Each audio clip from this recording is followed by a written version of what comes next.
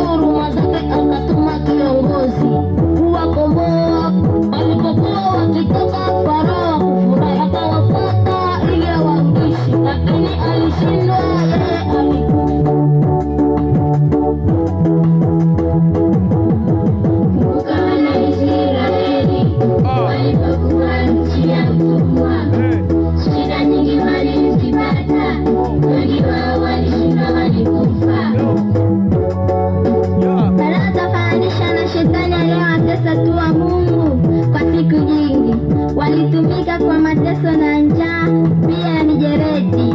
Bwana Mungu akaona, akamtuma mtumishi Musa aende kuwaokoa.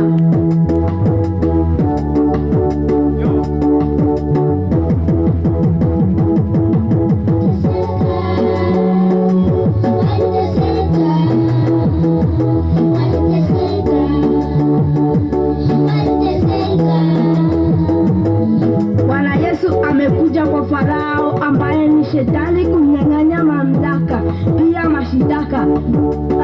Mpaka leo ameshika watu wa Mungu akidai watu wake. Wewe utaachia tu.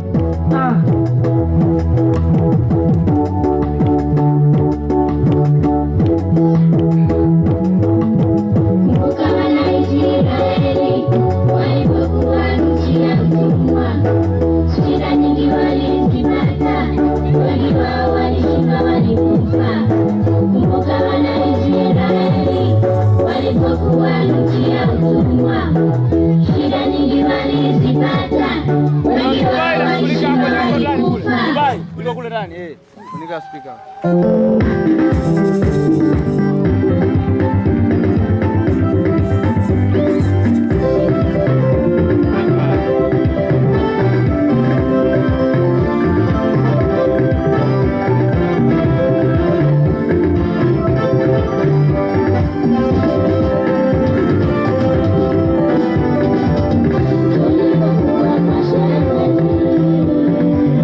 Tulikuwa watu wewe,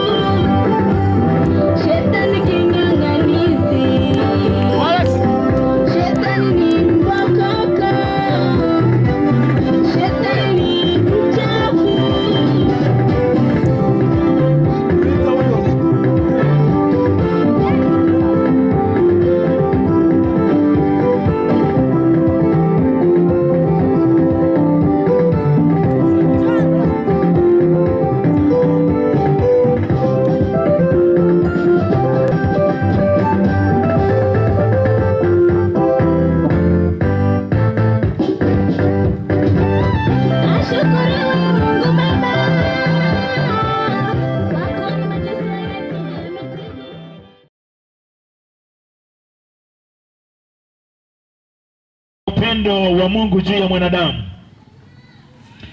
Nisikilize mwana wa Mungu, nataka nikuonyeshe vile Mungu ni wa upendo. Nataka nikuonyeshe vile Mungu anavyotupenda.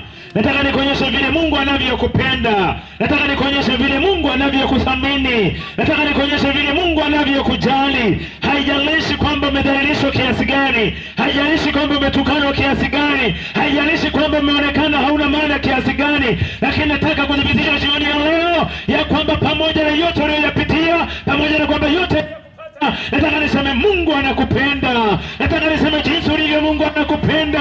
Haijalishi hujasoma, nataka nikwambie Mungu anakupenda. Haijalishi wewe katika ukoo wenu hautambuliki, lakini nataka nikwambie Mungu anakupenda. Nataka nikwambie hata kama wangesema nini juu yako, nataka nikujulishe kwa habari ya upendo wa Mungu uliyethabiti juu ya maisha yako kuliko upendo wa mtu yeyote. Nataka nikwambie upendo wa Yesu ni upendo wa thamani kuliko upendo wa mke wako. Upendo wa Yesu ni wa thamani kuliko wa mume wako. Upendo wa Yesu ni wa thamani kuliko yule anayekwambia nakupenda. Nataka nikwambie wote waweza kukudanganya, lakini Yesu Kristo ni mwenye upendo wa kweli. Haleluya! Nisikilize, hata yule aliyekwambia jana kwamba nilikuona kwenye maji nilipokuwa nakunywa maji, nataka nikwambie huyo naye alikudanganya. Hata kama alisema na neno nakupenda, nilikuona wakati nakula ugali kwenye mchuzi, nataka nikwambie ni ubatili. Upendo wa kweli, upendo thabiti, upendo usio na unafiki uko kwa Yesu, simba wa kabila la Yuda, yeye aliyeshinda na Daudi. Nisikilize, inawezekana ni kweli unateseka, lakini kwa sababu hujaujua upendo wa Kristo. Inawezekana ni kweli unapita katika maumivu makali, lakini haya yote yanasababishwa na wewe kutokujua upendo wa Kristo. Nisikilize, sijaleta habari ya dini yoyote, maana hakuna dini ambayo inaweza ikawa na dhamana ya maisha ya mtu. Sijaleta habari ya dhehebu lolote, maana hakuna dhehebu ambalo linaweza likachukua dhamana ya ukombozi wa maisha ya mtu. Nataka nikwambie nina habari njema jioni ya leo, na habari hiyo nataka nikwambie ni habari nzuri sana, ni habari ya thamani sana, ni habari iliyokuu sana, ni habari ya neema, ni habari ya uweza, ni habari ya kufunguliwa pao waliofungwa. Sema amina. Amen. Nisikilize, Yesu Kristo ni njia, kweli na uzima. Yeye anasema mtu haji kwa Baba ila kwa njia ya mimi. Nataka nikwambie njia zipo nyingi, lakini njia iliyo sahihi ni moja kati ya nyingi. Nataka nikwambie njia zipo, hazipo. Hata mtaani kwako njia zipo, hata kwenye kijiji chako njia zipo, hata kwenye mkoa wako njia zipo, lakini naizungumzie njia moja, ambayo njia hiyo yeyote aifuataye, hata kama na usiku wa manane, hawezi kupotea, maana njia hiyo ina nuru ndani yake, kwa vyovyote mtu hapotei. Nisikilize,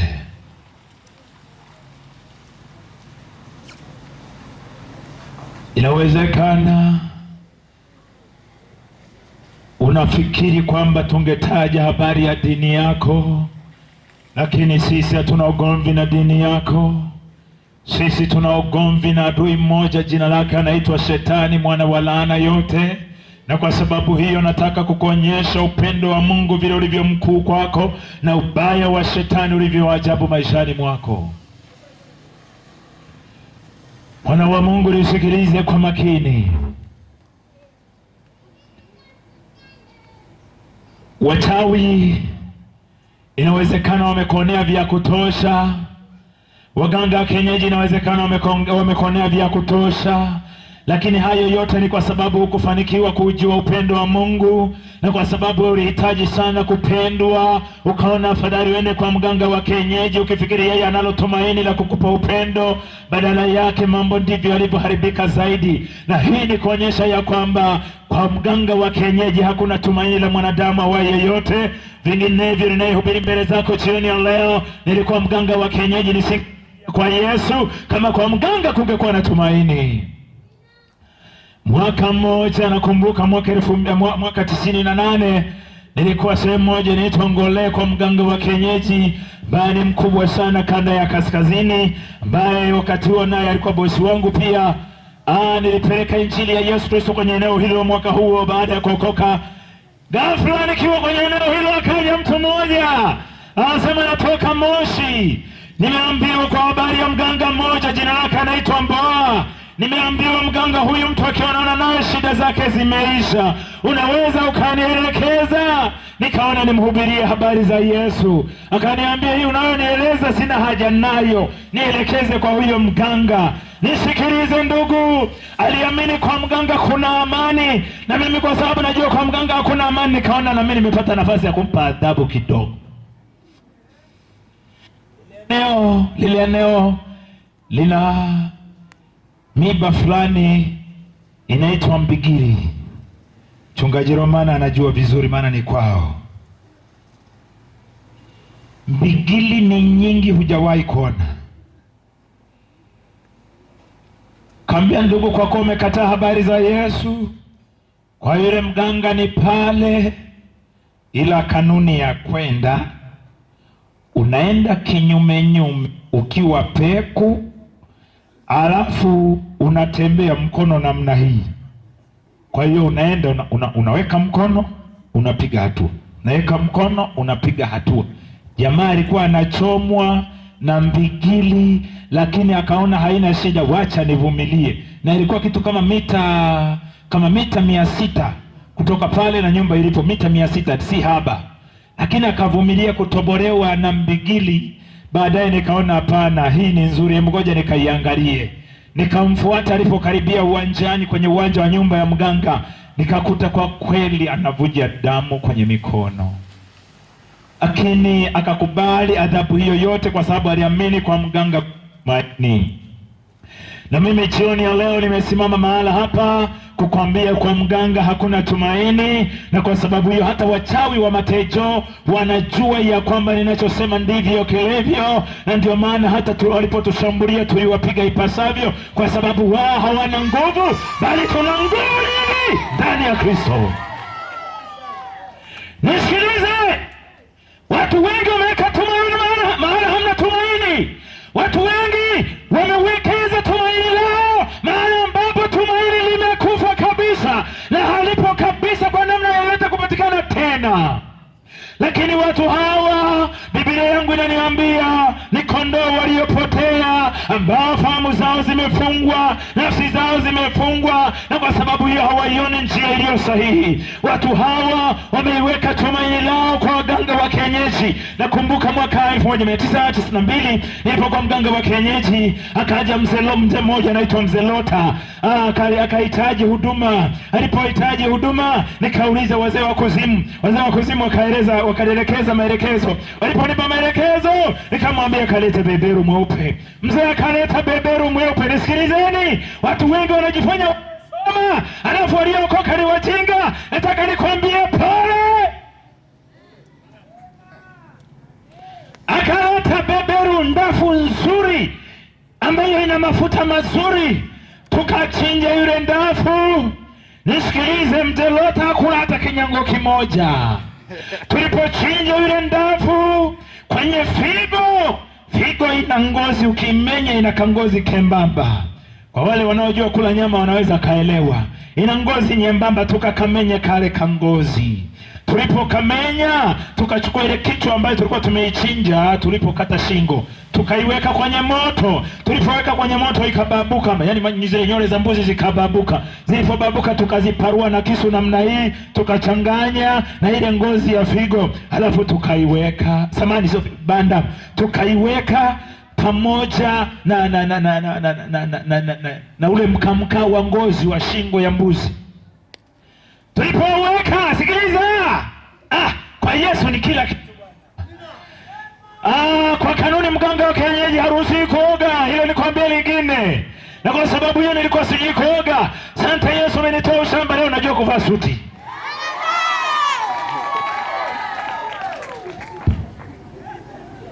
Kilichofanyika ni hichi.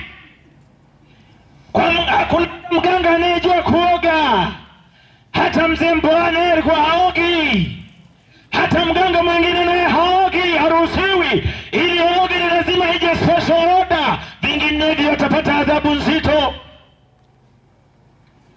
Baada ya kuchanganya vile vitu, nikachukua kakitu fulani, kutamka hapa siwezi kwa sasa, acha tu niliache.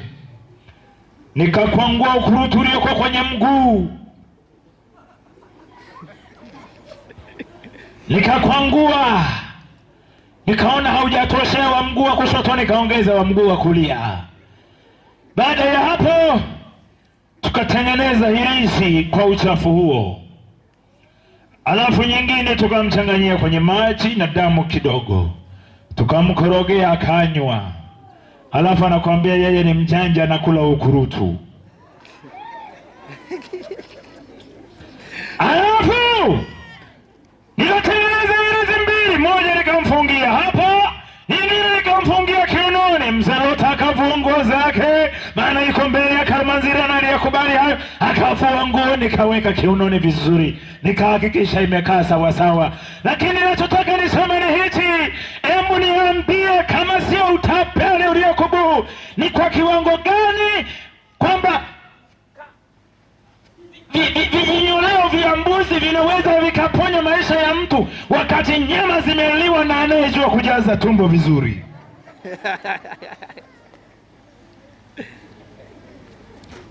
Nisikilize,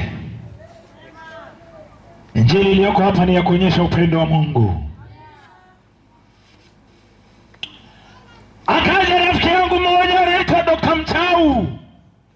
Fikiri, sikiliza, ni dokta, maana yake amesoma. Unajua nawataja kwa majina maana sina shaka, kwa sababu ndivyo ilivyo. Dr. Mchau akaja, yeye ni dokta, anatibu watu kwenye hospitali kubwa. Akaja akaniambia, nina shida hii na hii na hii na hii na hii.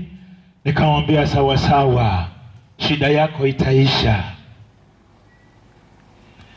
lakini kanuni ya shida kuisha ni moja. Lazima ulete mbuzi mwekundu beberu mzuri. Ukishamleta huyo, huo ni mtihani wa kwanza. Alafu kutakuwa na mtihani wa pili. Ukiufaulu, shida yako imeisha. Alikuwa na shida ya kupandishwa cheo. Nisikilizeni nyinyi mnaojifanya ni wasomi na tunaohubiri Injili, mnasema ni wajinga, tumekosa kazi.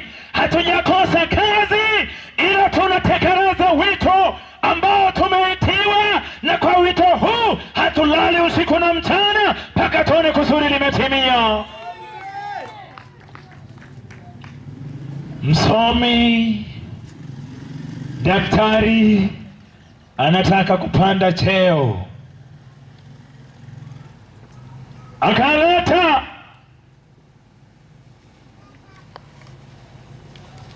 mbuzi.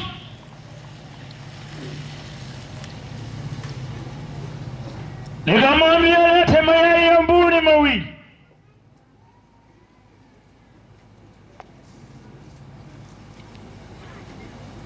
Hivi katika hali tu ya kawaida, hata kama hujasomea tour guide, hivi kweli utumie tu ufahamu wa kawaida kabisa, hivi yai la mbuni wewe unaweza ukapata mji upi? Hivi unamjua mbuni vizuri?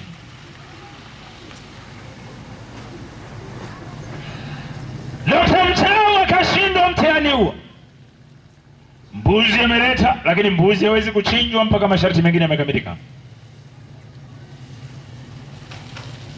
Aliposhindwa, nikamwambia kuna mtihani mwingine, jitahidi uweze huu.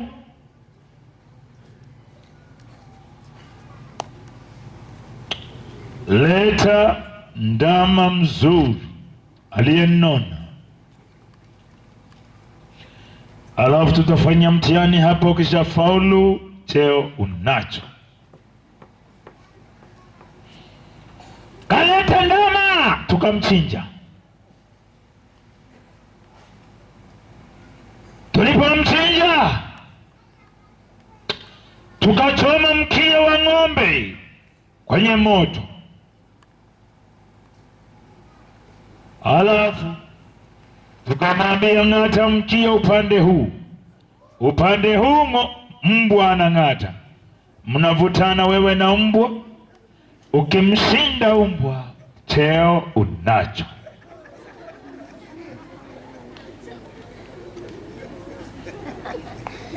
Na mkia haujachoma wote. Sikiliza, ninyi mnaenda kwa ganga, hii ni halisia, mnaijua.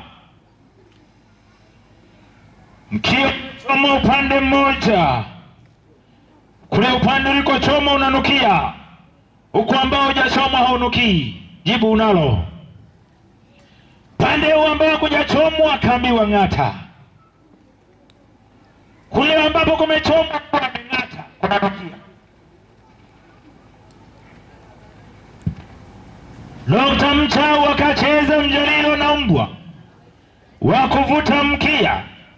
Mbwa anaona mkia unanukia, ni nyama iliyo tayari kwa ajili ya yekula, ni chakula chake. Ilikuwa pata shikangu wa kutanika. Mbwa anavuta, Mchau anavuta. Mbwa anavuta, Dr. Mchau anavuta. Kilichofanyika, Dr. Mchau akashindwa, akaanguka kwa mgongo. Nisikilize, akaondoka hana cheo. Ng'ombe kaliwa, mbuzi kaliwa. Naomba niambie, ni nani mjinga kati ya mlokole na huyo anayekula mataputapu? Nani ambaye amesoma kati ya mlokole na anayekula mataputapu? Nisikilize, mnaosema sisi hatujasoma, mmelogwa. Sisi tumesoma, tena vyuo 66, lakini hakuna mwanadamu mwingine ambaye amefanikiwa kusoma vyuo 66. Hakuna. Na kwa sababu hiyo nataka nikwambie, hakuna usalama wa mwanadamu kwa mganga wa kienyeji. Hakuna usalama wa mwanadamu kwa mchawi. Hakuna usalama wa mwanadamu kwa jini. Hakuna usalama wa mwanadamu kwa yeyote. Nasema habari ya usalama mtu, nasema usalama wa mtu aliyezaliwa na mwanamke uko kwenye mikono ya Mungu aliyemuumba. Aliyemkataa Mungu ametaka kifo, na aliyemchagua Mungu ametaka uzima. Nisikilize taratibu.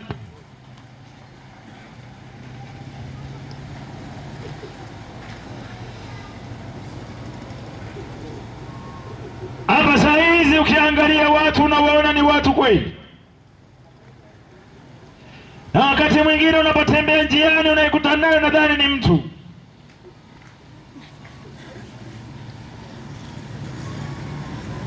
Mtu atakwambia nimesoma. Utaniambia nini? Utanifanya nini? Yeye anatishia wengine. Lakini cha ajabu, mbele ya mganga wa kienyeji hana jeuri. Cha ajabu, mbele ya mchawi hana jeuri. Ukimsemesha kidogo kana kwamba pua yake iangalie chini, anakwambia usinijue. Lakini cha ajabu, mganga wa kienyeji anamchezea anavyotaka.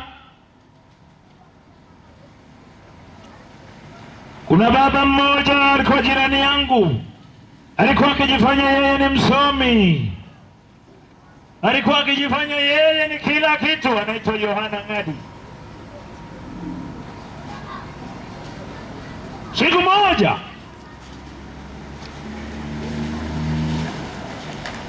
nikaamua kumfanyia surprise. Nikaenda nyumbani kwake usiku wa saa 7. Nikamkamata yeye, nikamtoa nje, nikamlaza nyuma ya nyumba. Nikachukua mke wake, nikamtoa, nikalaza nyuma ya nyumba. Nikachukua watoto wake, nikalaza nyuma ya nyumba. Alafu nikachukua mbuzi, nikachinja, nikala. Alafu wao nikaenda nikawang'atisha mifupa midomoni na kuwalambisha damu. Alafu nikawaacha hapo, nikaenda zangu. Nakupa habari ya yaliyotendeka.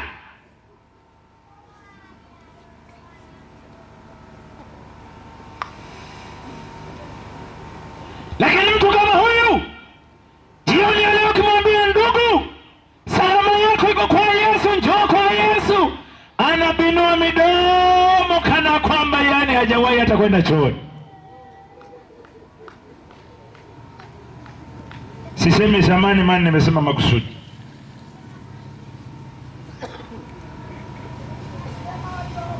Nisikilize.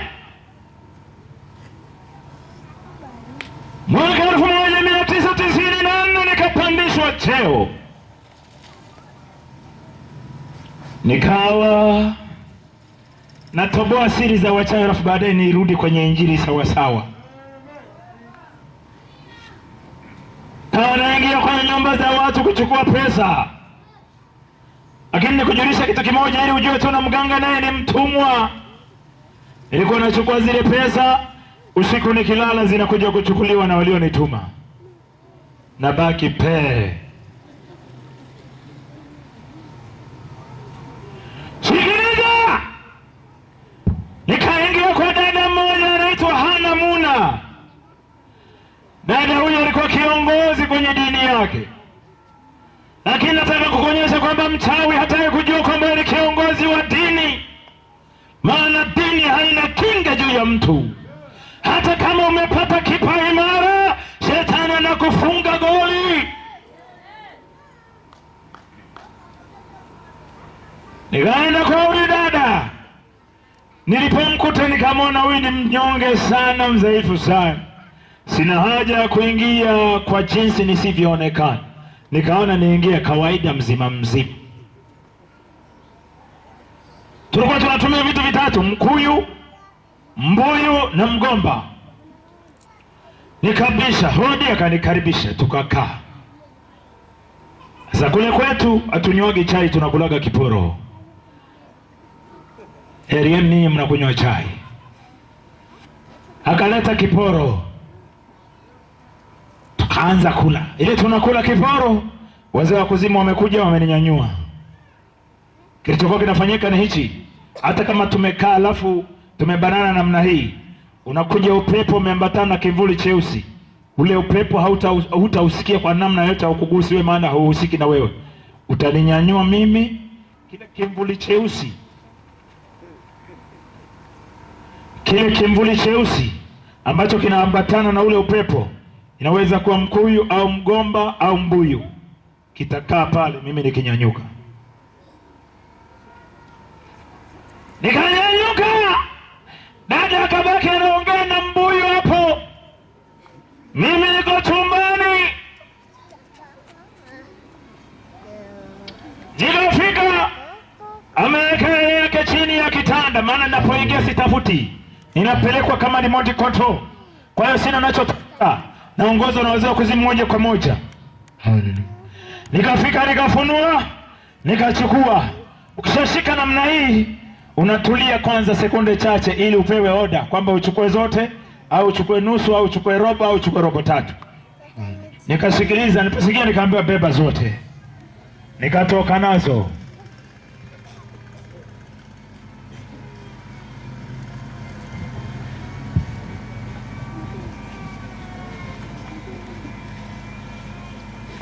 siruhusiwi. Ninapochukua siruhusiwi kuficha. Kwa hiyo ingawa ilikuwa hela nyingi, nikaishika mkononi namna hii. Maana siruhusiwi kuficha kwa namna yoyote. Maana hakuna ambaye angeweza kuona kwa namna yoyote. Hata ningemwambia chukua hela hawezi kupokea, maana haioni. Nikaishika namna hii, burunguturi kubwa. Shilingi 80,000, ilikuwa pesa nyingi kidogo miaka ile, si haba. Kubwa. Kashika, nikarudi nikakaa naye. Tukaendelea kula kiporo. Wambugu wanasema mpolonge. Tukala kiporo chetu, hela iko mkononi. Saa ilipofika nikanyanyuka nikaondoka. Yule dada akaja kumkamata kaka mmoja akamweka ndani. Akajua ndo ameiba hela yake. Sikiliza bwana. Kinachofanyika ni kwamba hela ukishaichukua hupewi hamu ya kuitumia kwa namna yoyote. Badala yake kinachofanyika, kwenye 20,000 ukifanikiwa kutumia sana ni 200. Yaani hapo umevunja rekodi, umetumia pesa ndefu sana. Nataka kukuonyesha kwamba shetani ni 0 kiasi gani, alafu Yesu ni 100 kwa 100 kiasi gani.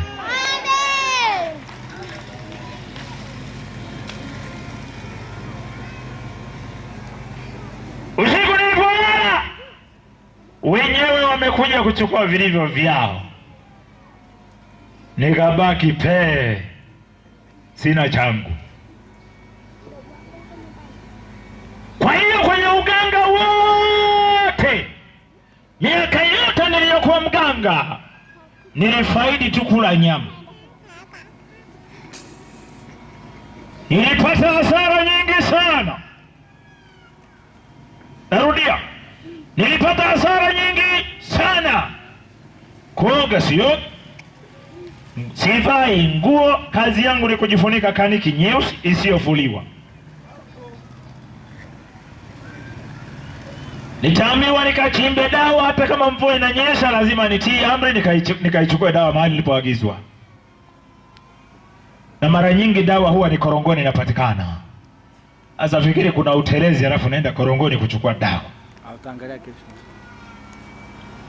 Waganga wa kienyeji ni watu wenye taabu isiyoneneka, ambao wameendelea sana. Utamkuta amekalia kigoda, huyo amevunja rekodi, lakini kanuni yake huwa ni lazima kukalia ngozi na sio kiti. Alafu mtu mwenye akili timamu, uliosoma darasa la kwanza hadi la 7, form 1 hadi form 6, ukaenda chuo mara nyingine mpaka miaka 8, alafu bado utaniambia wewe una akili nyingi, umesoma, ni mjanja. Lakini cha ajabu, utakwenda kwa mtu wa aina hii asiye na nyuma wala mbele, ambaye hana hata kiti cha kukupokea ukae, sharti ukae na wewe kwenye ngozi.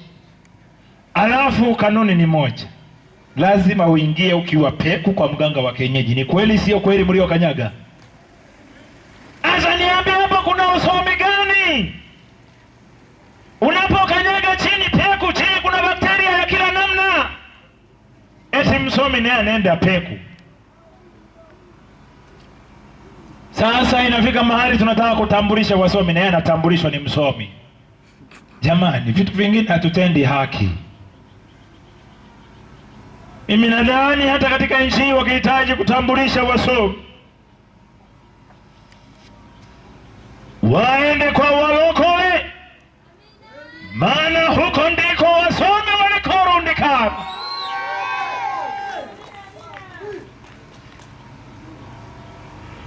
Nisikilize. Akaja kiongozi wa dini moja mwaka 1995. Ndio maana nilianza kwa kusema dini haina msaada wa maisha ya mwanadamu. Muda wake wa kustaafu umefika. anataka aongezewe muda abaki kwenye kiti. Kiongozi wa dini, sijasema wa serikali wala wa chama.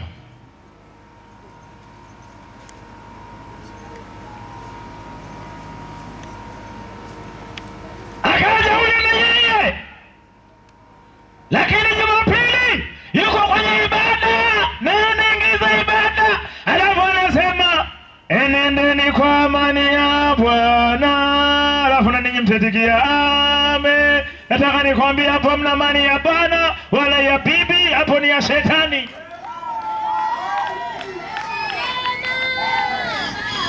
Akaja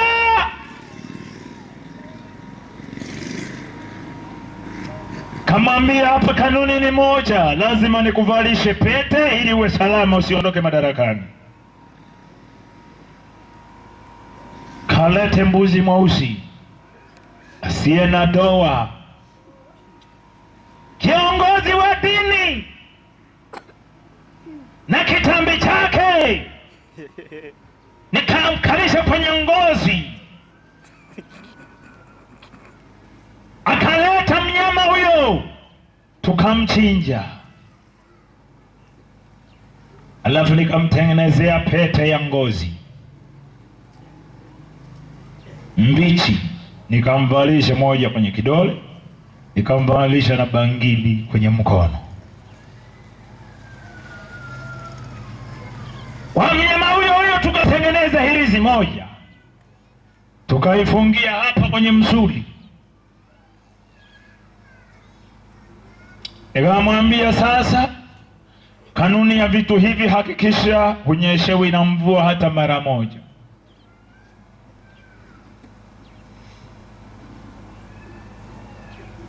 Kiongozi wa dini akaondoka. Unajua mimi kuna vitu vinanistaajabisha. Sijui ni Biblia ipi anaitumia, alafu anapotaja Yesu sijui ni Yesu wa wapi. Na ninahisi kwamba Yesu hayuko mmoja. Ninahisi hivyo. Nahisi hivyo, Yesu hayuko mmoja. Ila Yesu sahihi yuko mmoja. Ila Yesu bandia nahisi kama wako wengi. Kwa nini? Kwa sababu anawezaje akasubutu kutaja jina la Yesu wakati amebeba hizi, alafu bado akawa salama? Inawezekanaje?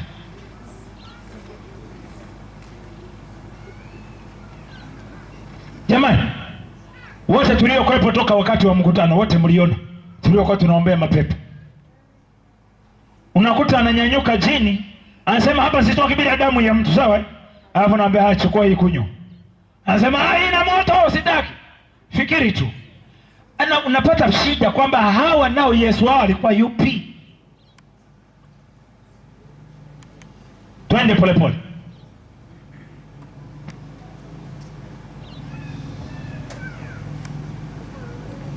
Kiongozi wa dini akaondoka na hirizi.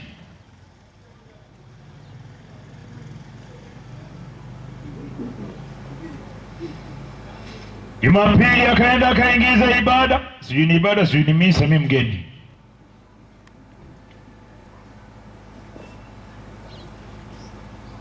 Akamuuliza. Jumatatu akaenda shambani kwake, kaenda kuangalia kama vibarua wamepanda vizuri. Bahati mbaya kule kwetu sehemu ya mashamba huwa ni maeneo tunaita mbugani. Kwa hiyo nyumba inaweza hata ikawa hapa na Sanawari.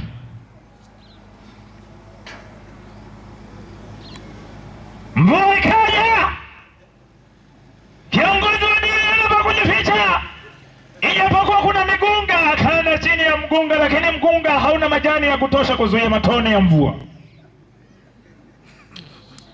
Kiongozi wa dini akakaa chini ya mgunga, akafikiri chini ya mgunga kuna tumaini. Kumbe chini ya mgunga hakuna tumaini, kwa mganga hakuna tumaini.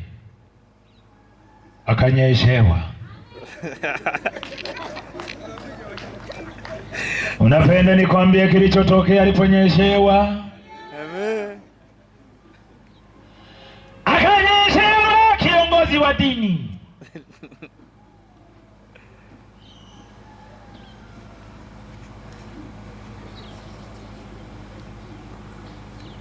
Kilichofuatia, kuanzia saa hiyo anasema lete mbuzi nipeleke kwa mganga. Lete mbuzi nipeleke kwa mganga. Lete mbuzi nipeleke kwa mganga. Akawa hivyo, amekuwa kichaa kamili.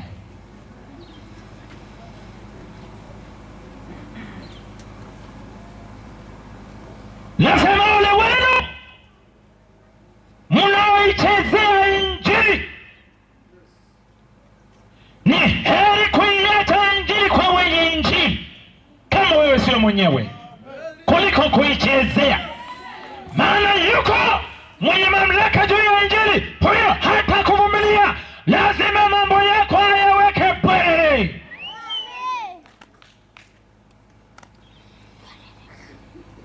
Watu wanafikiri kuna amani huko, watu wanafikiri kuna uponyaji huko, watu wanafikiri kuna msaada huko. Nataka nikwambie jioni ya leo, msaada wa kweli uko kwa Yesu Kristo. Kwa nini? Kwa sababu Yesu alipokuja duniani alijua waganga wa kienyeji wapo, lakini wameshindwa kuwa tumaini la watu. Alijua wachawi wapo, lakini wameshindwa kuwa tumaini la watu. Alijua kabisa watu wanaologa kwa kupiga mafundo wapo, wanaohesabu nyota wapo, wanaohesabu nyakati wapo, wanaotabiri juu ya nyakati wapo, lakini hawajaweza kutoa jibu la matatizo ya watu. Badala yake akaona afadhali yeye aje. Alipokuja akaja akiwa mpole, alipokuja akaja akiwa mwenye huruma isiyoneneka. Akaita kwa upole, akasema njoni kwangu ninyi nyote msumbukao na wenye kulemewa na mizigo, nami nitawapumzisha. Kwa maana mzigo wangu ni mwepesi na nira yangu ni laini. Njoni mjifunze kwangu. Haleluya! Nataka nikwambie kwa Yesu kuna msaada. Nataka nikwambie Yesu anaita hata leo. Nataka nikwambie hata jioni ya leo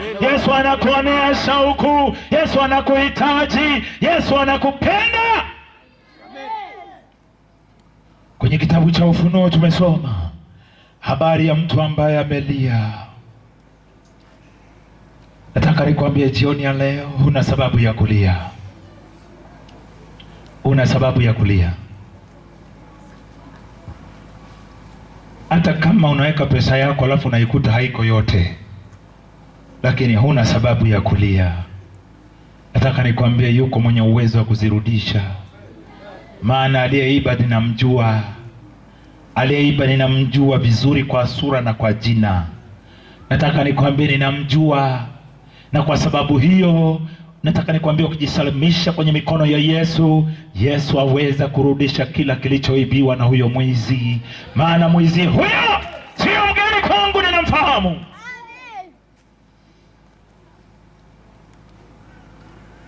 Tatizo ni moja. Watu wanateseka si kwa sababu hakuna msaada.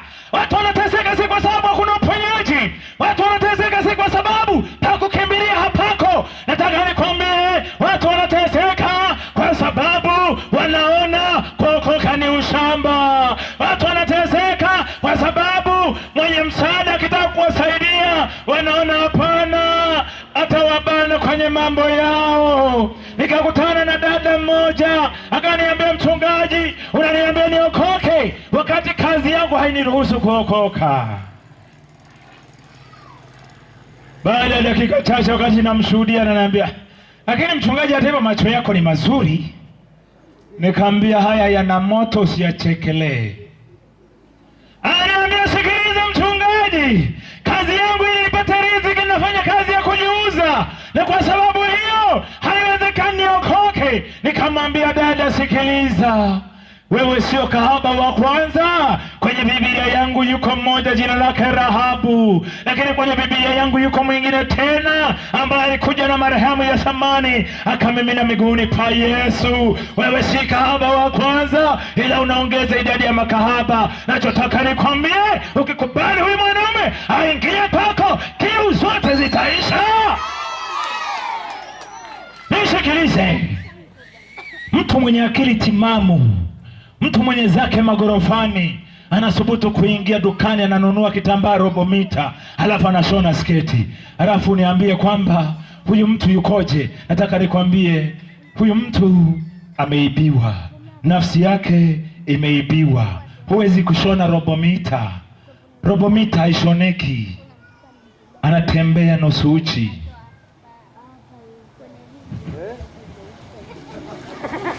Unamtazama, unafikiriza yani anatembea kama kakuku kalikonyeshewa. Sababu ni nini? Ameibiwa. Mtu huyo anahitaji kurudishwa kwenye pendo la Kristo, akumbatiwa na pendo la Kristo. Ndani ya pendo la Kristo iko amani ya maisha yake. Nisikilize.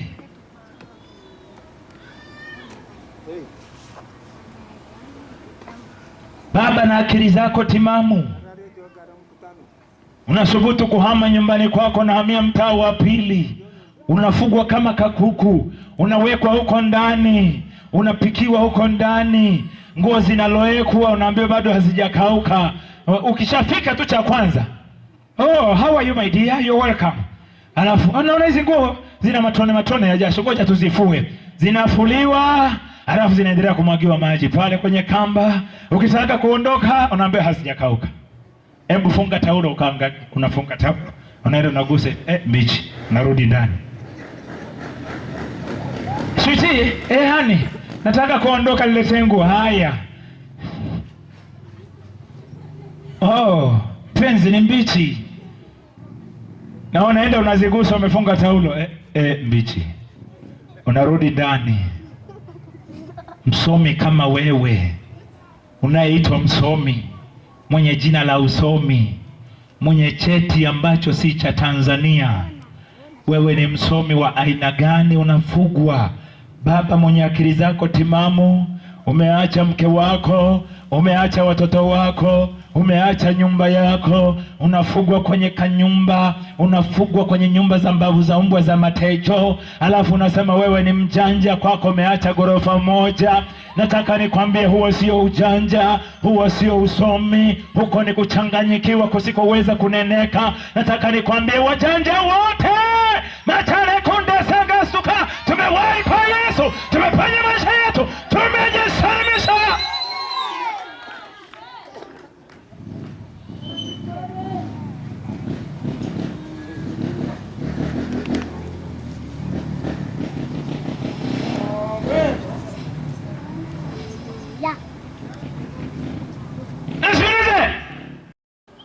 Nisikilize mwana wa Mungu, haiwezekani tuokoke tuhubiri Yesu wakati hatujamhakikisha.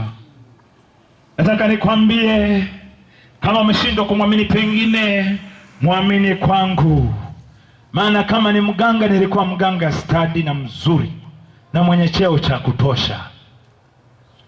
Nilikuwa na uwezo wa kuchukua mtu yoyote na kumning'iniza juu ya ile kijani, juu ya ile jani pale, sio juu ya tawi, juu ya jani kama popo.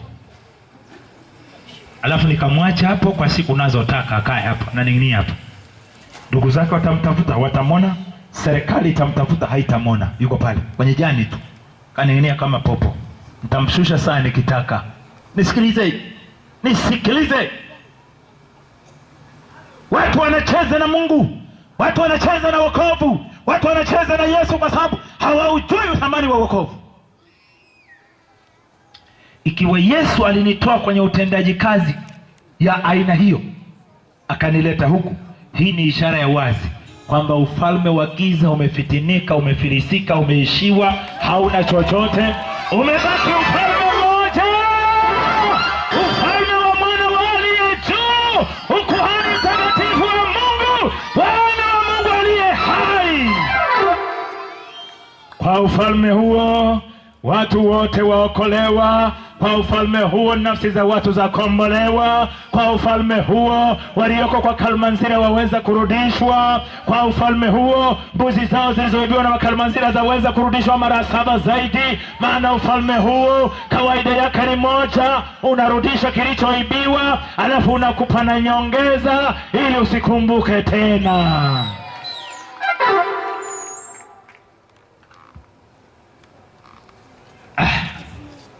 na bado ipo, alafu dakika zimeisha. Nisikilize, upendo wa Mungu kwa wanadamu ni kwa sababu wanadamu wameteseka na shetani. Mungu kwa sababu ameona uthamani wa mwanadamu, ametamani ushirika na mwanadamu, akaona amtume mwanawe wa pekee awe fidia ya wote walio katika nchi, ili wote watakao mwamini wapate ondoleo la dhambi na kisha waupate uzima wa milele ndani yake. Nataka nikwambie mwana wa Mungu, hivyo ulivyo Yesu anakupenda. Nataka nikwambie hata kama shetani amekutesa, lakini nina habari njema jioni ya leo, Yesu anakupenda. Inawezekana unazo sababu za kutosha za kulia jioni ya leo. Inawezekana unalia kwa sababu unalo tumbo na wewe ni mama, lakini tumbo lisilotoa mtoto. Lakini nataka nikwambie kwa Yesu watoto wote wapo, na anayewaiba watoto kwenye tumbo lako ninamjua, maana nilitumika kwake. Ninamjua uwezo wa kutamka kwa ufalme wa Baba yangu ili watoto warudi upo. Nasema upo. Nasema upo. Nataka nikwambie, inawezekana unalia kwa sababu watoto wameibiwa. Nataka nikwambie uhakika wa Yesu kuwarudisha upo. Na si kesho, na si kesho kutwa, na si mwezi ujao. Ni leo, na wala sio leo, ni sasa. Nisikilize, siku ya kwanza nilikwambia kwamba amini hakuna ugonjwa usiopona kwa Yesu Kristo. Ni kwa sababu ninamjua Yesu Kristo kwamba anaponya. Anayeua na kuondoa uzima ndani ya mtu ni shetani. Kazi ya Yesu ni kurudisha. Jioni ya leo Yesu yuko tayari akupe chochote kilicho haki yako. Ni wewe kuwa tayari kuikubali pendo lake. Ni wewe kuwa tayari kukubali upendo wa Kristo maishani mwako. Nisikilize mwana wa Mungu, hakuna anayeweza akakupenda kuliko Yesu. Mimi mama yangu ananipenda, naweza kusema kuliko watoto wote, japo kwamba wote amewaza yeye. Lakini siku nilipotoka kwenye uganga wa kienyeji, nimeripoti nyumbani, nimerudi nyumbani kwetu, nikasema mama, nimerudi. Ndugu, nataka nikwambie mama yangu alinikimbiza na shoka, na kwa usiku huo nikalala juu ya mti kwa ajili ya uzuri ulio katika Kristo Yesu. Fikiri ni mtoto wake wa kunizaa, anajua uchungu alioupata kwa ajili yangu. Lakini siku hiyo, kwa sababu nimeleta ufalme mwingine katikati ya ufalme, mama yangu alidiriki kunikimbiza na shoka, akanivingirishia shoka ikanikosa. Na kwa sababu ilikuwa ni usiku, sikuwa na jinsi, nikalala juu ya mti. Kesho yake hailishindikana kulala juu ya mti, maana mvua inanyesha. Nikaenda nikaingia kwenye tanuru la matofali, nikalala ndani yake. Mama yangu amenikimbiza kwa sababu nimempata ambaye anajua kupenda, na mimi nikashikamana na huyo, maana huyo akikupenda hawezi kukuacha. Huyo akikupenda hata kama unabezwa hawezi kukuacha. Yeye anasema wewe ni mwanangu, wakati wengine wanasema hufai, yeye anakupeti peti, anasema wewe ni mwanangu, usiogope, njoo kwangu pumzike, kwangu liko pumziko la kweli. Nisikilize, nataka nikwambie, yuko mmoja aliyepata tabu, yuko mmoja aliyepata shida, jina lake Lazaro. Katika kitabu cha Luka, Biblia inasema siku moja Lazaro alipotolewa katika ulimwengu huu, Lazaro akatua kifuani mwa Ibrahim, baba wa imani. Lazaro akapetiwa. Lazaro akaambiwa, mwanangu, usiogope, burudika hapa, ondoa mashaka, ondoa hofu, maana ni saa ya kufarijiwa kwako, ni saa iliyokubalika uwe na furaha, ni saa iliyokubalika uwe na amani, ni saa iliyokubalika usilie tena, ni saa iliyokubalika usione uchungu tena. Lazaro akabaki salama kwenye kifua cha baba. Nataka nikwambie na jioni ya leo ndivyo ilivyo kwako. Utakapokubali upendo wa Yesu Kristo juu ya maisha yako, nataka nikwambie itakuwa halisia juu ya maisha yako. Utapata pumziko la kweli, utapata amani ya kweli, utapata msaada wa kweli. Nataka nikwambie hata kama umedhulumiwa kiasi gani, nataka nikwambie yuko Yesu wangu, ana huruma isiyo ya kawaida kwa yeyote anayemjia yeye, ana huruma isiyo ya kawaida. Nataka Nataka nikwambie, utakapofika kwake, swali la kwanza atakuuliza, mwanangu, haja yako ni nini? Ukitamka kwake haja yako, yeye anaagiza na kukupa kila kilicho haja ya moyo wako. Nawe utaisahau huzuni yako, nawe utaisahau aibu yako, nawe utausahau msiba wako, nawe utasahau mateso yako, nawe utasahau huzuni yako. Nataka nikwambie, kwa Yesu ipo kila kitu. Marekani moja akaniambia, kule Marekani kwenye kiwanda moja cha dawa ya kutibu wanadamu, waliandika list ya dawa zao wanazotengeneza kwenye ile kiwanda, wakaandika kwenye kibao, wakaandika pale chini, wakamalizia wakasema, pia tunatumia na jina la Yesu kuwaponya watu. Nataka nikwambie, hata kama wanaotengeneza dawa wanajua jina la Yesu inaponya, hii ni zaidi. Nataka nikwambie, Yesu anaponya kweli, sio hadithi. Yesu anaponya. Haleluya! Simama kwa miguu yako, simama kwa miguu yako, simama kwa miguu yako, simama kwa miguu yako, simama kwa miguu yako, simama kwa miguu yako. Hauna tumaini katika dunia hii, hauna msaada katika dunia hii. Nataka nikwambie, huyo anayekwambia anakupenda na kudanganya. Mfano hai tulipata kwa mama yangu aliyenipenda sana. Nilipompeleka taarifa, mama, nimerudi nyumbani, nimeokoka, sifanyi tena uganga, alinikimbiza. Kuonyesha kwamba hata huyo unayedhani anakupenda si kweli. Kuna saa atakugeuka. Mwenye upendo wa kweli ni Yesu Kristo. Mwenye upendo wa kweli ni Yesu Kristo. Dada, huyo kijana unamchekea chekea, nataka nikwambie, unamchekea tu bure, kisa amekwambia nakupenda. Anayejua kupenda kwa dhati ni Yesu Kristo. Njoo kwa Yesu, yeye atakukumbatia. Wewe kaka, huyo dada anayetaka kuharibia utakatifu wako, anayekwambia anakupenda, nataka nikwambie anakudanganya. Na kwa taarifa yako, wanawake wote wakicheka wana sura moja. Hakuna mwanamke ambaye atacheka ataonekana mbaya. Kila mwanamke akicheka na sura nzuri, kila mwanamke akicheka na sura ya kuvutia, kila mwanamke akicheka utamhitaji. Nataka nikwambie, lakini hakupendi. Mwenye kukupenda ni Yesu Kristo. Wakati anakwambia nakupenda na kuchekea, anasubiri uingie kwenye laini uone atakavyokuchinja. Yesu peke yake ni mwenye upendo wa kweli. Songa mbele. Soge. Njoo kwenye huu upendo. Njoo watu wote, songa. Watu wote sogea mbele. Njoo tuombe pamoja. Njoo. Narudia tangazo hili. Unauma ugonjwa wa aina yoyote, ni haki yako kupona jioni ya leo, sio kesho. Saa hizi nasema ni haki yako. Ninamhubiri, ninamjua, nimetembea naye kwa miaka kadhaa, nimemthibitisha. Ni hakika. Nasema ni hakika. Lazima akuponye. Ni haki yako kuponya. Songa mbele. Njoo. Yesu anakupenda. Ni tabibu wa karibu, tabibu wa ajabu, na rehema za daima, ni dawa yake njema. Imbeni malaika sifa za Yesu, Bwana peke limetukuka jina lake Yesu. Imbeni.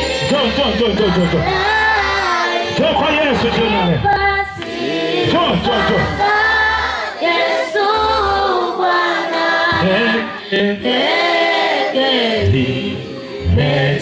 limetukuka jina lake Yesu. Hatufai kuwa hai. Ni mroko kule, kuna nafasi hapa. Njoni kwenye nafasi hapa. Njoni, sogelea uwepo wa Mungu. Kuna tumaini huko. Kwa Yesu kuna tumaini. Hatupumzisha. Hatufai hai wala hatutumaini ila kweli ndiye atupumzisha. Imbeni malaika sifa za Yesu Bwana pekee. Imetu nyanyua mikono yako kwa ajili ya Mungu. Nyanyua mikono yako mwabudu Mungu pamoja na watu wako. Yes. Imbeni malaika sifa za Yesu Bwana pekee.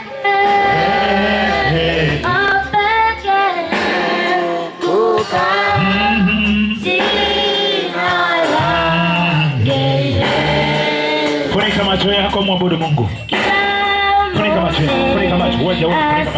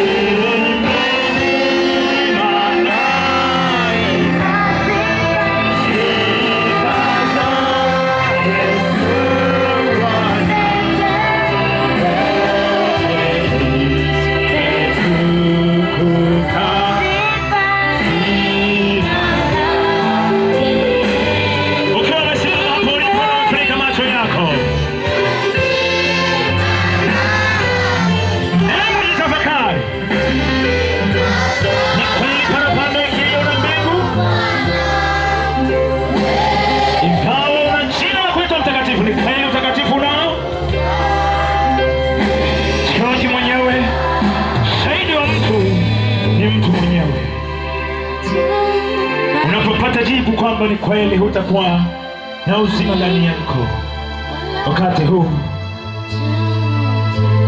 Embu kwa hiari ya moyo wako, ningetamani useme sala hii wewe mwenyewe, lakini kwa sababu pengine huijui, mimi nitafanya tu kukuongoza, lakini maana itakuungamanisha na Kristo, na baada ya hapo nitakwenda kuomba kwa ajili ya kila aliye mdhaifu.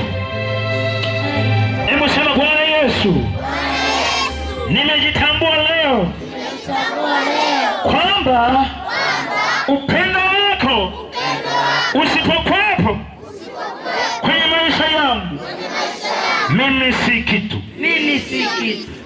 Jioni ya leo, Bwana Yesu, ninakuhitaji. Karibu ndani ya maisha yangu, uwe Bwana na Mwokozi wa maisha yangu. Shetani, kutoka leo mimi si mali yako. Nimekukataa wewe na kazi zako zote. Toka kwenye maisha yangu, achia maisha yangu. Shetani, kutoka leo ninafuta mkataba na wewe. Kutoka leo nimeandika mkataba mpya kwa damu ya Yesu. Mimi ni mali ya Yesu kuanzia leo na hata milele. Bwana Yesu, niongoze, nikupende wewe, nikukuche wewe. Asante Yesu kwa wokovu wako. Asante Bwana Yesu kwa upendo wako. Kwa umefunika macho yako, weka mkono pale panapouma. wachungaji, watumishi wa Mungu, weka mikono juu ya wagonjwa. Weka mkono wako pale panapouma. Nitatamka neno la uponyaji na uzima, nalo litakuwa hivyo juu ya maisha yako jioni ya leo. Baba, katika jina la Yesu aliye hai, na achilia uponyaji ndani ya maisha ya mtu huyu jioni hii ya leo. Na kutoka leo hii inaamuru maumivu na mateso, taabu na dhiki na adha za kila namna, magonjwa ya kila namna yenye majina, yasiyo na majina, nazungumza nao sasa. Kuanzia sasa, kila ugonjwa una sikio, kila ugonjwa una macho, kila ugonjwa una mdomo wa kuongea. Kuanzia sasa, ewe ugonjwa ulioko ndani ya mtu huyu, nisikie. Nasema toka, toka, toka, toka, toka, toka, toka, toka, toka, toka, kwa jina la Yesu, kwa jina la Yesu, kwa jina la Yesu, kwa jina la Yesu, kwa jina la Yesu, kwa jina la Yesu. Kila kazi ya kuzimu na iamuru ife ndani ya mwili huu, kwa jina la Yesu, kwa jina la Yesu, kwa jina la Yesu. Jini, pepo, kwa jina la Yesu, toka, toka, toka, toka, toka, toka, toka, toka, toka, kwa jina la Yesu, kwa jina la Yesu. Naachilia uzima na uponyaji, naachilia uzima na uponyaji, naachilia uzima na uponyaji, naachilia uzima na uponyaji, naachilia uzima na uponyaji ndani ya mwili huu, ndani ya nafsi hii, kwa jina la Yesu, kwa jina la Yesu, kwa jina la Yesu, kwa jina la Yesu, kwa jina la Yesu, kwa jina la Yesu, kwa jina la Yesu. Natangaza kufunguliwa kwako. Ewe roho iliyoko ndani, ninazungumza na wewe.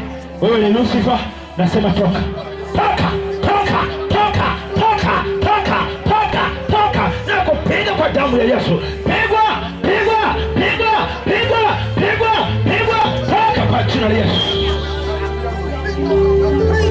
Wakala wako wanaokuvuvia nguvu nimewakatilia mbali kwa upanga wa Roho Mtakatifu, kwa jina la Yesu aliye hai, kwa jina la Yesu aliye hai, kwa jina la Yesu aliye hai.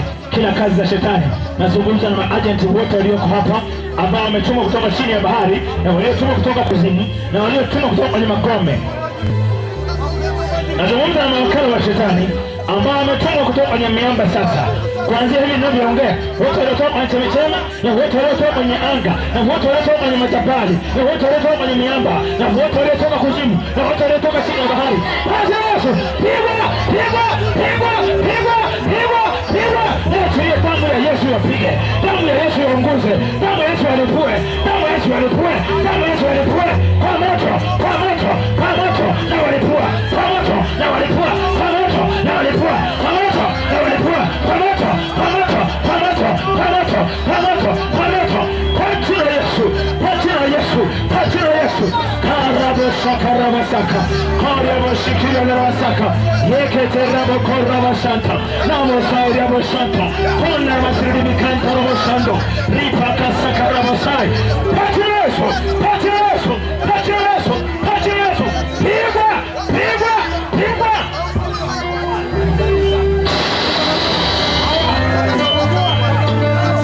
Asisalie agenti, asisalie agenti ndani ya viwanja hivi, asisalie agenti, asisalie agenti. Wote ninawakamata kwenye magome, ninawakamata kwenye majabali, ninawakamata kwenye miamba, ninawakamata chini ya bahari, ninawakamata kuzimu. Wote, wote, wote, wote, naachilia radi ya damu ya Yesu, radi ya damu ya Yesu, radi ya damu ya Yesu, radi ya damu ya Yesu, radi ya damu ya Yesu. Waliotumwa na wachawi, na wakamata, na wakamata, na wakamata, na wafunga, na wafunga, na wafunga, kwa jina la Yesu, kwa jina la Yesu, kwa jina la Yesu, kwa jina la Yesu, kwa jina la Yesu. Kusudia hai, asisalie hata moja, asisalie hata moja, asisalie hata moja, asisalie hata moja.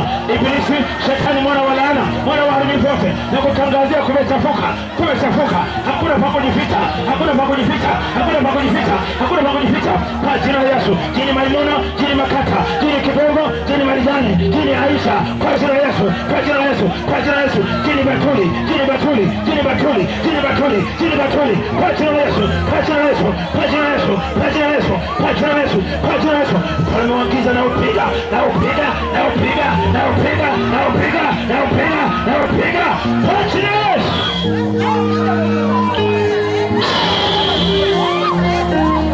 Naachilia moto, naachilia moto, naachilia moto, naachilia moto, naachilia moto, naachilia moto, naachilia moto, naachilia moto, naachilia moto, naachilia moto, naachilia moto. Hamjifichi, hamjifichi, hamjifichi. Wote nawafichua, nawafichua, nawafichua, nawafichua, nawalipua kwa moto, kwa moto, kwa moto, kwa moto, kwa moto, kwa jina la Yesu, kwa jina la Yesu. Mliojiingiza majini, mlioingia kwenye miili ya watu kwa njia ya kisukari, na waamuru toka, toka, toka, toka, toka, toka, toka. Majini mlioingia kwenye miili ya watu kwa njia ya ukimwi, nasema toka, toka, toka, toka, toka, toka, toka, toka, toka, kwa jina la Yesu Kristo. Karabosha karabasaka yekateri dokantana wasaka karabobori boshandolo bosaka rinda na mosiri kantana mosaka yekatera boshanta ripaka sakarabako yanda na mashandala bobo rinda na mosiri kanto yekatera mosari bokoria boshanto ripaka sakarabori bokonto na mosari boshandolo bosaka Yesu Kristo. Mapepo na majini mlioingia miili ya watu kwa njia ya pumu, kwa jina Yesu, kwa jina Yesu, kwa jina Yesu, kwa jina Yesu, kwa jina Yesu, na upiga ufalme wenu, na ulipua ufalme wenu kwa skadi ya damu ya Yesu, na ulipua kwa jina Yesu. Thank you Jesus. Hallelujah. Yes. Yes. Karaboribo shanto.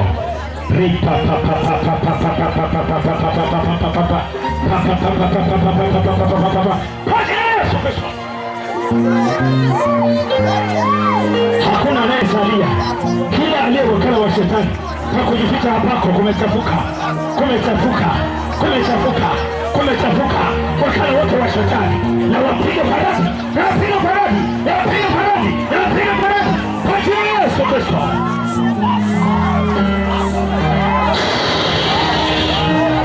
Rokoporia boshanto. Yakateri bokanta masaka. Karaboribo koria boshando. Pinda na masirori kantoro basaka. Ripa pa pa pa pa pa pa pa pa pa pa pa pa. Rokoporia boshando lo basaka rabako. Pinda na masirori kantoro basara boshando lo masirori kiria boshando. In the name of Jesus. Kila nguvu za shetani na yamuru ife ndani yake, ife ndani yake, ife ndani yake, ife ndani yake. Kwa jina la Yesu, kwa jina la Yesu, kwa jina la Yesu, kwa jina la Yesu, kwa jina la Yesu, kwa jina la Yesu, kwa jina la Yesu Kristo. Yes. Ndio. Wewe pepo uliye ndani ya huyo mtu kwa njia ya kumwa na mguu, ninaamuru kuanzia sasa, umefichuka, umefichuliwa. Sambaratika, siri imefichuka. Sambaratika, sambaratika, sambaratika, sambaratika. Toka, toka, toka, toka, toka, toka, toka, toka kwa jina la Yesu Kristo. Asha ziwapelekeni ndani. Wapelekeni ndani hapa. Nyanyua. Tufanye jambo jingine. Wapelekeni ndani. Karaboribo koria bosha karabasaka. Rinda na masaka rabako. Ripa pa pa pa pa pa pa pa pa pa pa pa pa. Rinda na mashanda na masaka rabako.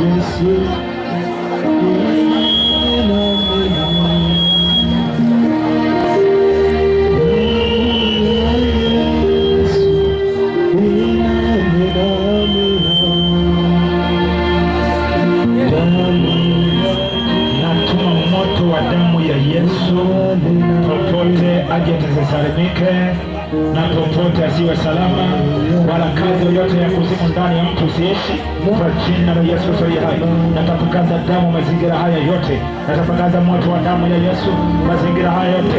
Hakuna kazi ya ufalme wa giza itakayofanya kazi katika eneo hili, wala kutenda kazi kwa namna yote, kwa jina la Yesu aliye hai.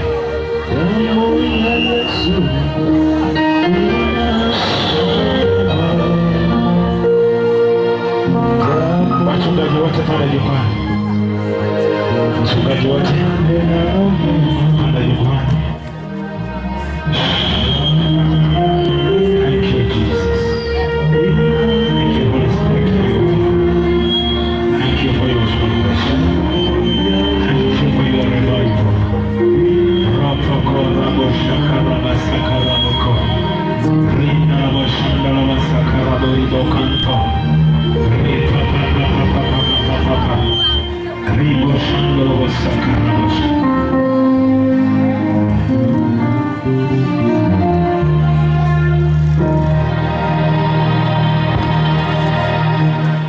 Asante.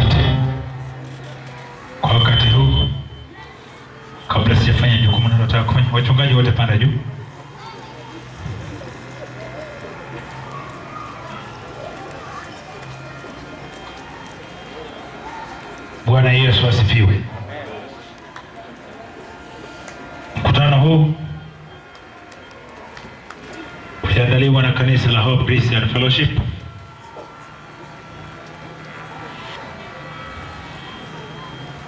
chini ya baba yetu Askofu Silvanus Manda na kwa yeye yuko kwenye umoja wa makanisa ya Kipentekoste Arusha, akiwa ni mwanachama halali ndani ya umoja, na kwa protokoli za chama ni kwamba ni lazima kila aliye kwenye umoja anapofanya jambo lolote, sisi wote tunaacha mambo yetu na kufanya pamoja naye. Na hiyo ndio sababu naona jukwaa limejaa wachungaji.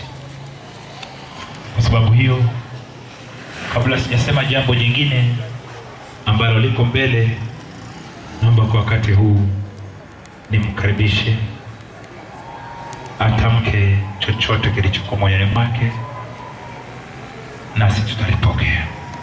Karibu baba, na Mungu akubariki.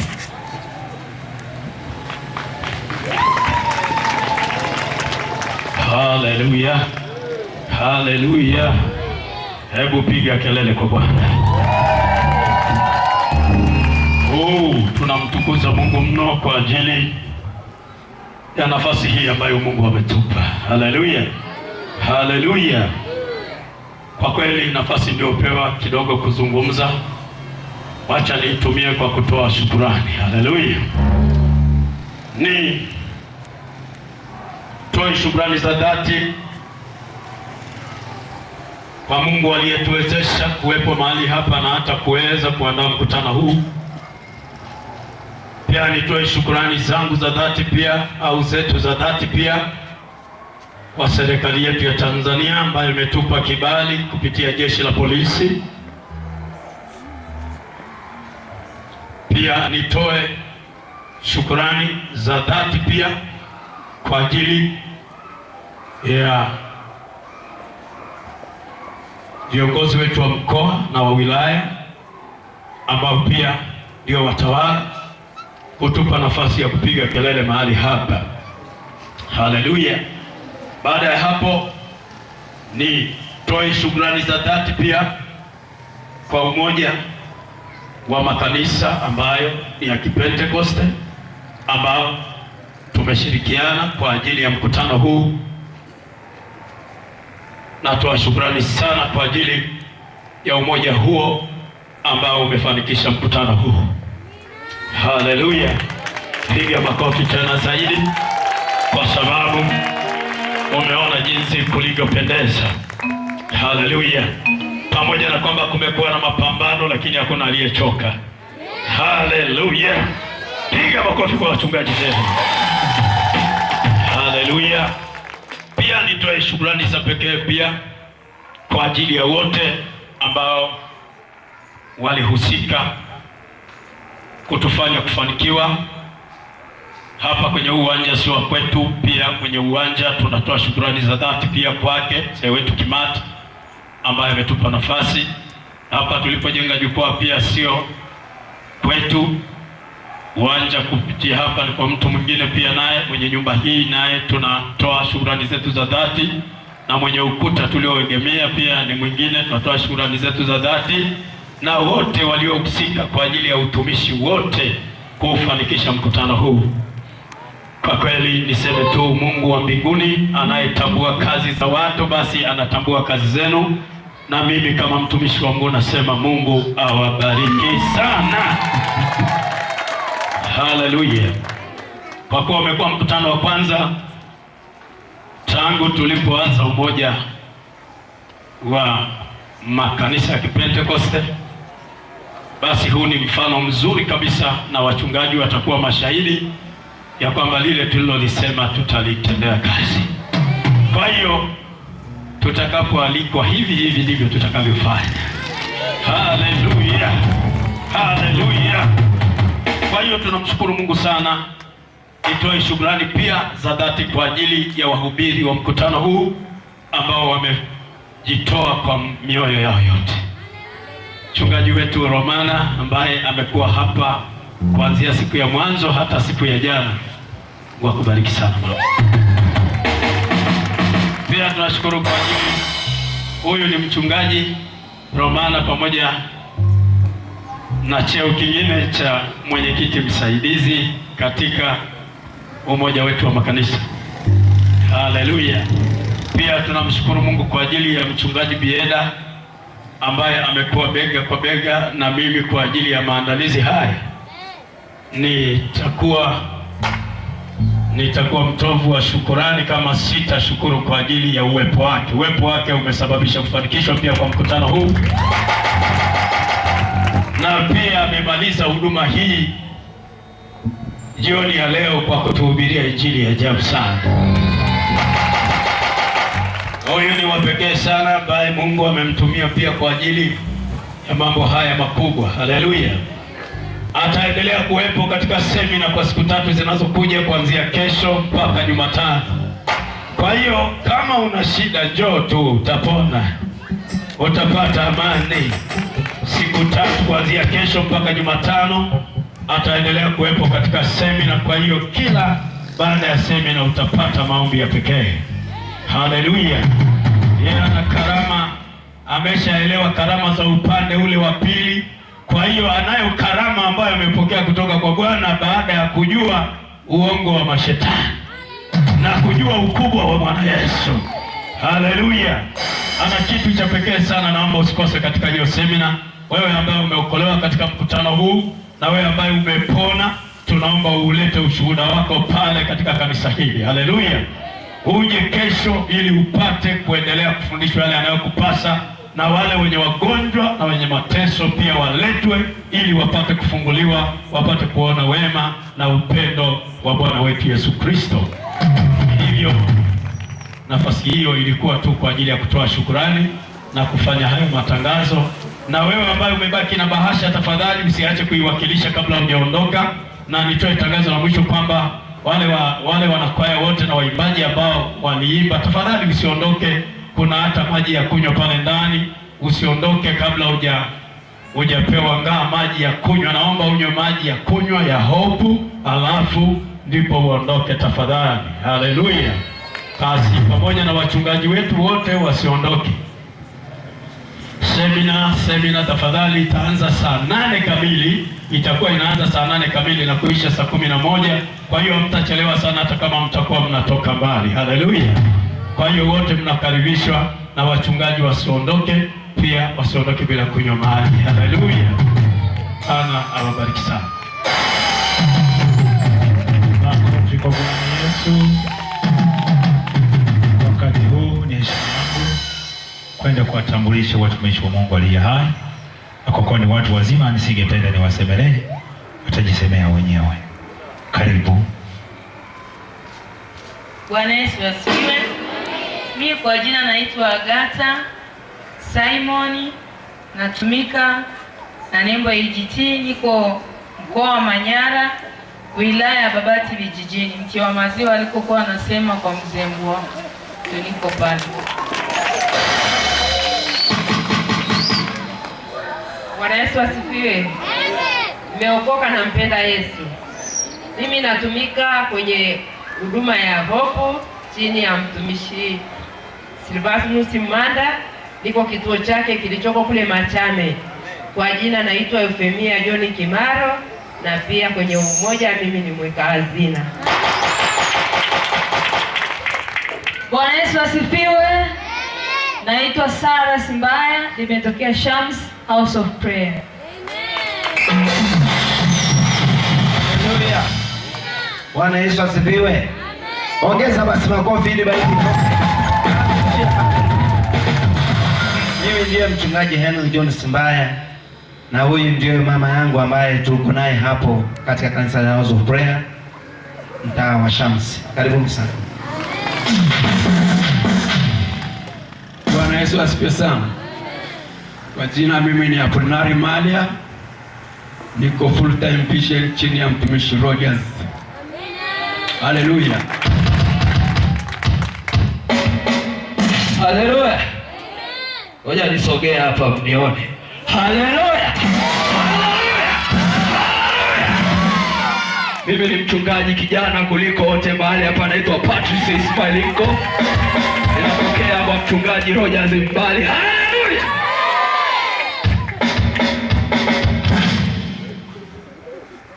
Bwana Yesu asifiwe. Bwana mmepoza. Hamna uhakika na kile mlichokipokea. Bwana Yesu asifiwe. Bwana Yesu asifiwe. Kwa jina najulikana kama Apostle Amos, natoka Full-Time Vision chini ya mchungaji Rogers Mbali. Barikiwe sana.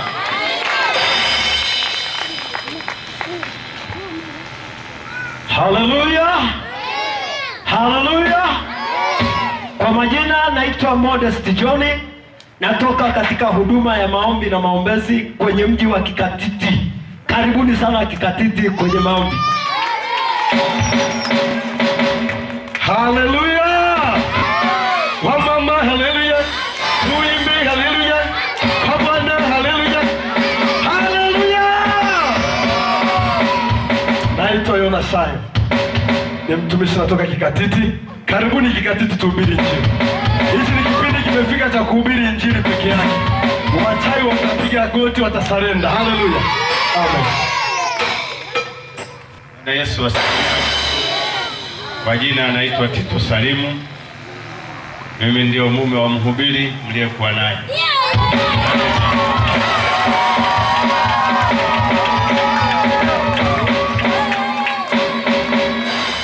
Amen. Bwana sana. Ukiniona niko nachemka na nguvu kubwa nyuma.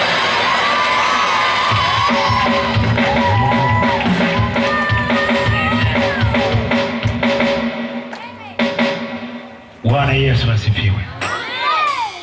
Kwa jina naitwa mchungaji Joel Bieda wa kanisa la Agape Sanctuary Sokoni 1. Karibuni sana Sokoni 1. Mimi ni katibu wa umoja wa makanisa ya Pentecost Arusha. Mchungaji walioko hapa ni wachache. Wengi wameshindwa kufika. Wametuma taarifa zao. Ila kwa kifupi tunasonga mbele na haturudi nyuma. Mpaka shetani atakapowaachia watu wa Mungu, ndipo na sisi tutakaa. La hajaachia hatukai. Bwana Yesu asifiwe. Haleluya.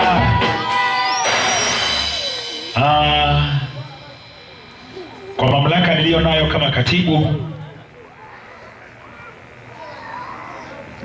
nichukue fursa hii kuwakaribisha sana wachungaji kwenye semina pamoja na kwaya zenu na waimbaji wenu. Mungu wa mbinguni awabariki sana.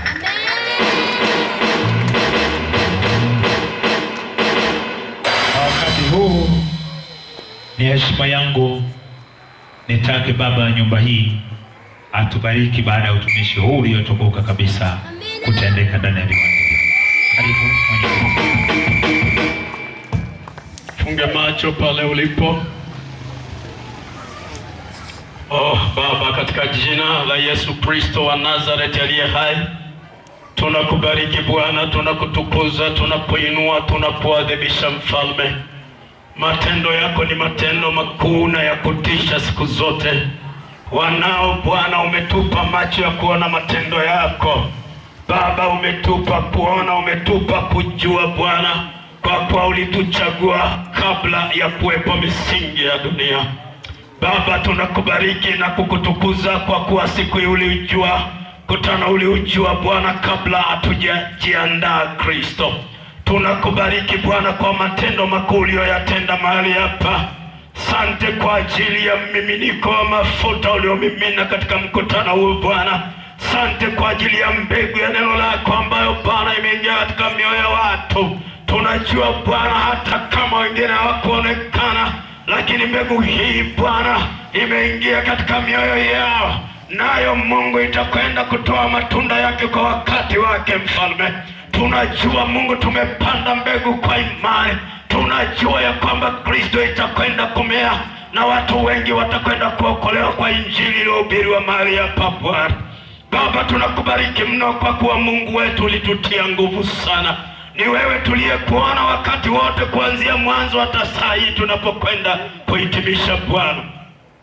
Baba, ni kawaida yako kubariki wale wote wanaokutumikia wewe, wale wote wanaofanya kazi yako kwa bidii.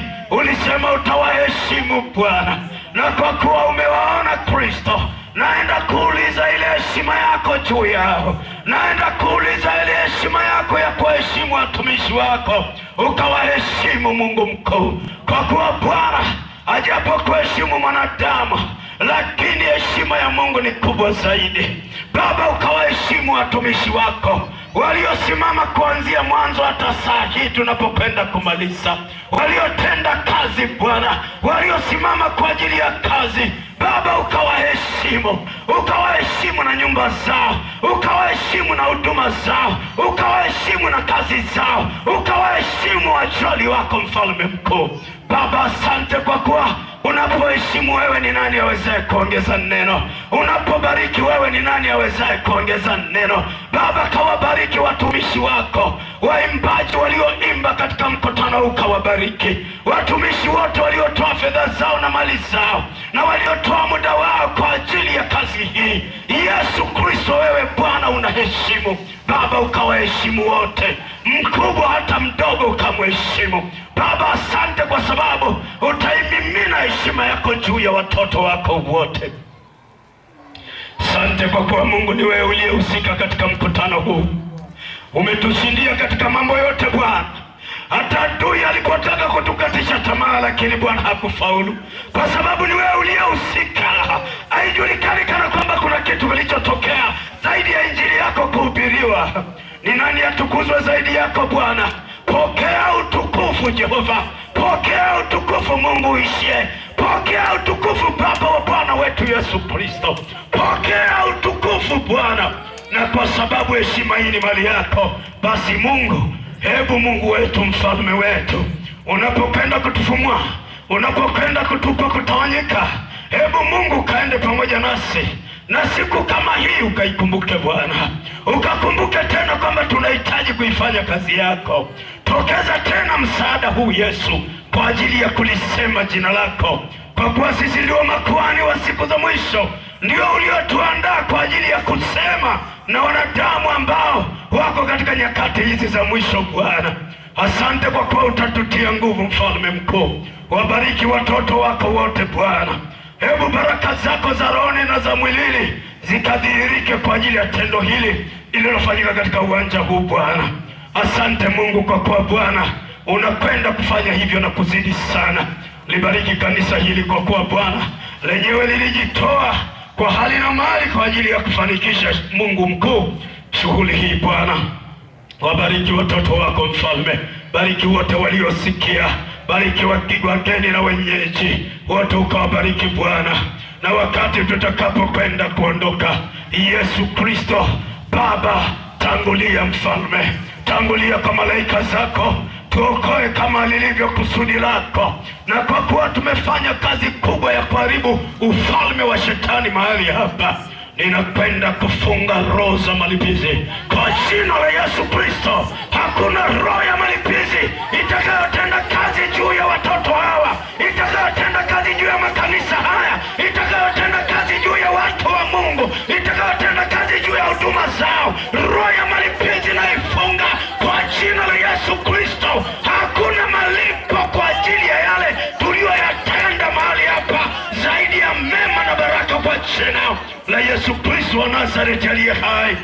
Baba, utukuzwe Baba, tutangulie basi Bwana, tangulia watoto wako mashariki, kaskazini, kusini, magharibi.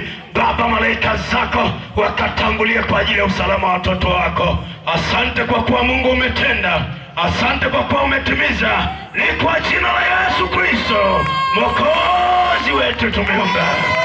Haleluya. Asante Bwana Yesu, asante mfalme mkuu. Bwana awabariki sana ndugu zangu.